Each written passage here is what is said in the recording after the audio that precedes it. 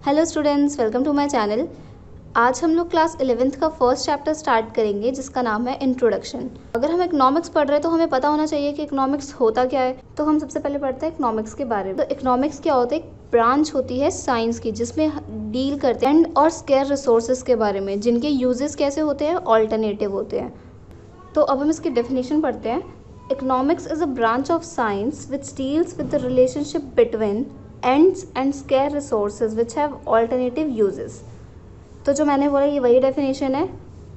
इसमें हमारा मेन चीज़ क्या है? इसमें हमारा मेन चीज़ है and and square resources and the alternative uses. अब हम बात करते हैं कि इकोनॉमिक्स के एग्जाम्पल क्या है। तो इसका एग्जाम्पल क्या होगा? कंजम्पशन हो गया, प्रोडक्शन हो गया, फिर इन्वेस्टमेंट हो गया। ये सारी चीज़ें क्या है? हमारे इकोनॉमिक्स के एग्जाम्पल है। कंजम्पशन, इन्वेस्टमेंट, आप ऐसे कुछ भी बोल सकते हो। फिर इसके बाद आता है हमारा स्कैरसिटी। स्कैरसिटी क्या होता है? तो स्कैरसिटी का मतलब ही क्या होता है? कमी। तो ये 1 नंबर में डेफिनेशन पूछी जाती है कि स्कैरसिटी होती क्या है। अब जैसे मैंने यहाँ पे बोला स्केयर रिसोर्सेज, इट मीन्स क्या होता है कि रिसोर्सेज की कमी हो जाना। तो वैसे ही जो स्कैरसिटी होती है क्या होता है? ये एक सिचुएशन होती है। कैसे सिचुएशन? जब हमारी डिमांड जो है ज़्यादा हो जाती है और जो सप्लाई है वो कम हो जाती है। इट मीन सप्लाई जो है वो एक तरह से ज़ीरो लेवल पे आ जाती है। तो हम बोलते हैं कि जो हमारा सिचुएशन है वो हमारे क्या है? स्कैरसिटी की सिचुएशन है।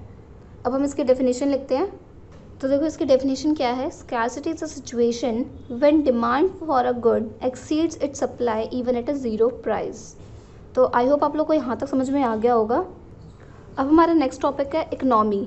इकनॉमी क्या होता है? तो इकनॉमी क्या होता है? एक हमारा सिस्टम होता है जो क्या करता है, जो भी पीपल होते हैं उनको काम देता है या फिर अर्न ऑफ लिविंग कह सकते हैं।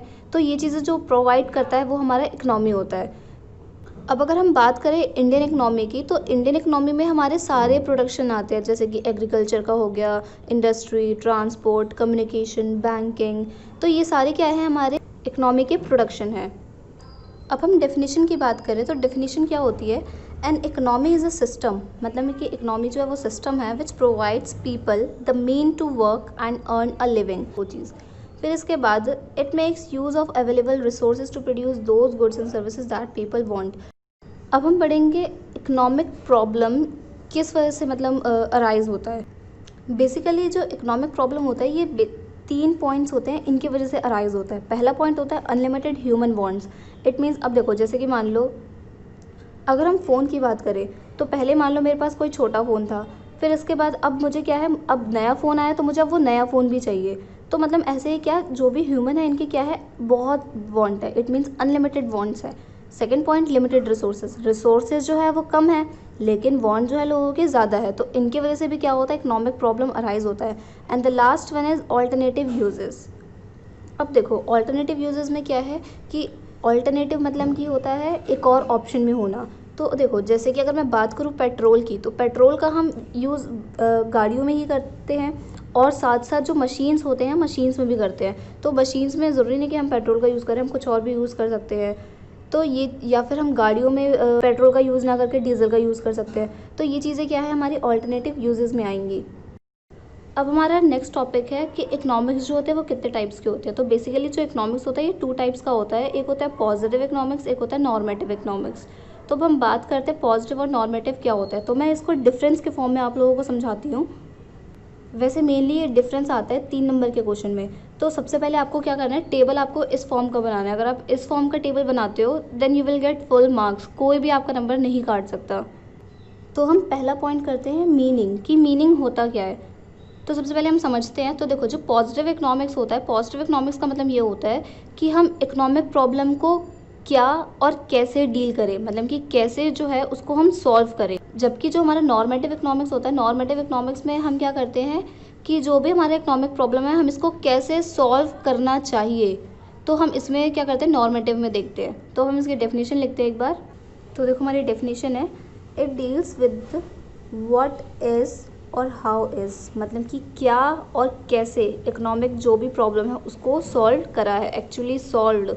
नॉर्मेटिव इकोनॉमिक्स में क्या होता है, what ought to be. What ought to be का मतलब क्या होता है, क्या होना चाहिए। तो कहीं भी अगर व्हाट ऑट टू बी आ जाए या शुड टू बी आ जाए तो वो हमारा क्या होता है, नॉर्मेटिव इकोनॉमिक्स होता है। अब हम सेकंड पॉइंट डिस्कस करते हैं कि जो नेचर होता है वो कैसा होता है। तो पॉजिटिव इकोनॉमिक्स जो होती है इसका जो नेचर होता है हमारा डिस्क्रिप्टिव होता है। डिस्क्रिप्टिव का मतलब क्या होता है, मतलब कि जो हमारा पॉजिटिव इकोनॉमिक्स होता है ये हमारा बेस्ड होता है फैक्ट्स पे, जबकि जो हमारा नॉर्मेटिव इकोनॉमिक्स होता है क्या होता है, प्रिस्क्रिप्टिव होता है नेचर में। इट मीन्स ये जो होता है ये बेस्ड होता है हमारे इंडिविजुअल ओपिनियन पे। इसीलिए हम पॉजिटिव इकोनॉमिक्स को नॉट सजेस्टिव कहते हैं, जबकि जो हमारा नॉर्मेटिव होता है इसको हम सजेस्टिव कहते हैं। अब हम वेरिफिकेशन की बात करें तो जो पॉजिटिव इकोनॉमिक्स होता है इसको हम वेरीफाई करते हैं एक्चुअल डेटा से, जबकि जो हमारा नॉर्मेटिव इकोनॉमिक्स होता है इसको हम वेरीफाई नहीं कर सकते एक्चुअल डेटा से। अब हम बात करते हैं एग्जांपल्स की। तो पॉजिटिव इकोनॉमिक्स का हमारा एग्जांपल है, the population of India is 121 crore in 2012 census. It means जो पॉपुलेशन है इंडिया की 2012 में वो कितनी थी, 121 करोड़। अब हम नॉर्मेटिव इकोनॉमिक्स के एग्जांपल की बात करते हैं। तो इसके एग्जांपल में मैंने आपको बताया था कि ऑट टू भी लिखा हो या शुड टू भी लिखा हो, तो वो क्या होता है, हमारे नॉर्मेटिव इकोनॉमिक्स के एग्जांपल होते हैं। अब जैसे कि आपको बोला है कि इसका एग्जांपल बताओ, तो आप कुछ भी लिख सकते हो, जैसे the population explosion in India should be control. It means जो भी पॉपुलेशन में एक्सप्लोजन हो रहा है इंडिया में वो कंट्रोल होना चाहिए। आई होप आप लोगों को ये चीज़ समझ में आ गई होगी। अगर आप लोगों को कोई भी डाउट है तो आप लोग कमेंट सेक्शन में लिख सकते हैं। And if you like my video then please like share and subscribe my channel. Thank you.